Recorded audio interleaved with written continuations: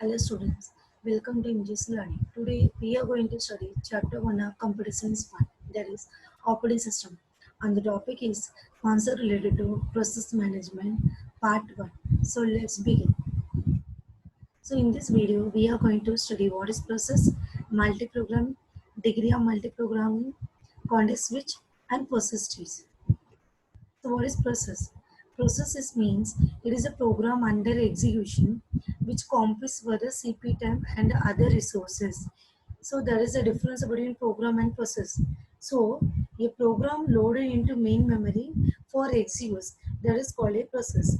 For example, when we write a program in C or C++ and compile it, the compiler creates a binary code because the compiler understands only binary code is 0 and 1. So the original code and the binary code are both are programs.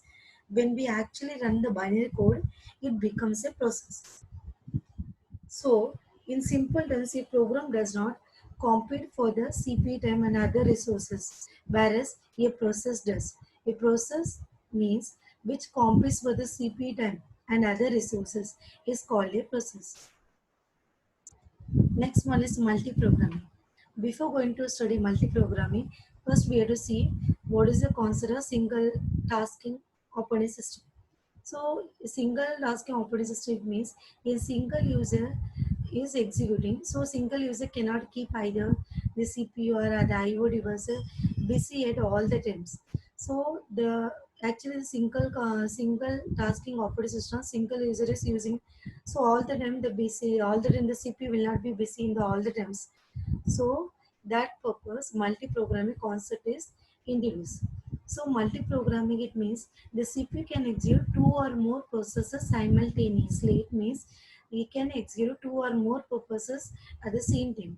If process 1 waits for an input output devices, CPU execute process 2 and vice versa. It means if the CPU is executing process 1, then afterwards, if the process one is wait for an input output devices, so the CPU will not sit idle. So what the CPU is doing, CPU executes the process 2. The process 2 also wait for any input output operation. What the CPU is doing, it will be moved to the process 3. So that is called a vice versa. If a process 1 waits for an IO operation, the CPU executes process 2 and vice versa. So the CPU will not sit idle. It means the CPU cannot remain idle as long as there is some process to execute. So it will not. So it should be busy at all the times. So as long as there is some process to execute. So with the helping of multi-programming, it increases CPU utilization of CPU. It means it increases CPU utilization of CPU means the CPU is busy at all the times. So the CPU cannot remain idle as long as there is some process to execute. So that is the concept of multi-programming. With the helping of multi-programming, it increases CPU utilization by always having something for CPU to execute. That is the concept of multi-program. Then what do you mean by degree of multi-programming? Degree of multi-programming, it means the number of processes running simultaneously and competing for the CPU is known as the degree of multi-programming. It means the number of processes are running at the same time and competing for the CPU is known as the degree of multi-programming. Next one, context switching. Context switching, it means when CPU switches from one process to another, the time required for switching is called as a context switching. So, for example, in this image, there is a process 1, process 2. Both are in the running state. Okay, either for example, the CPU is executing process 1. So, for example, the process is waiting for the CPU is executing process 1. The what the process 1 is, if you're waiting for the input output devices, in the meantime, what the CPU is doing, it will not sit idle.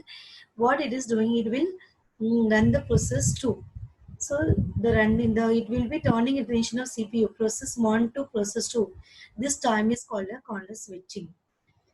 It means the context switching, it means turning attention of CPU from one process to another. So it will be the CPU, actually the process 1 is waiting for the IO devices. That time the CPU will not sit idle. What CPU is doing, CPU is executing that is it moved to the process 2. That time is called the context switching. So in the context switching, for example, it will move to process 2.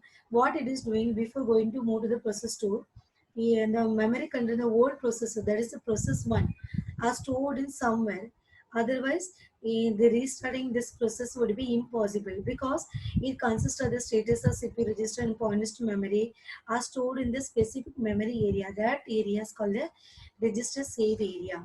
So what CPU is doing before going to move to the process 2, it will store the old process status, status of CPU register and pointers to memory. All will be stored in the specific area. That area is called the register save area. Then what CPU is doing, then CPU starts executing the process 2. That is another process. So both the processes are in main memory even after context switching.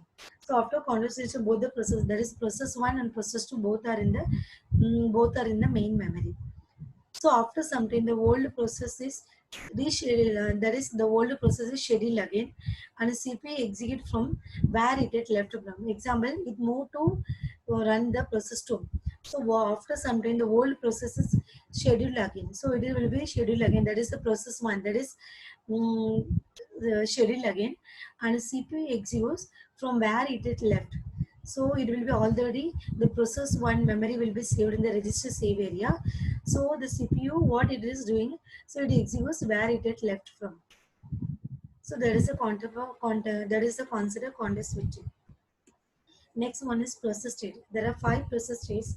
The first one is start, ready, running, terminated, and wait. So start, it means a new process is created. Yes, it means a specific programs calls from hard disk to primary memory, that is called a RAM. So it means all the processors are stored in the hard disk. Hard disk consists of small amounts of memory. So the CPU cannot communicate directly to the hard disk. So a CPU can communicate directly through the registers and cache memory. So what it is, and RAM. So what it is doing, it takes one process from the hard disk and it will be keep it in the RAM. So that is a consider start. Start means create a new process. The second one is ready. Ready means the ready state means it is not waiting for any external event. That is input output operation, but which is not running. That is called a ready state. So it means it is not waiting for any IO operation, but which is not running. That is called a ready state. The third one is running. Running means there is only one process is executed by the CPU. That process is called a running process. Next one is wait. The another name for wait is called a blocked state. Block state means the process is waiting for an input output devices. The input output operation is called a wait state, a block state. So the block states cannot be scheduled. So even if the CPU is free, so what it is doing, the ready state is by ready process can be scheduled if the CPU is free. So what is the meaning of that? After running, if the block state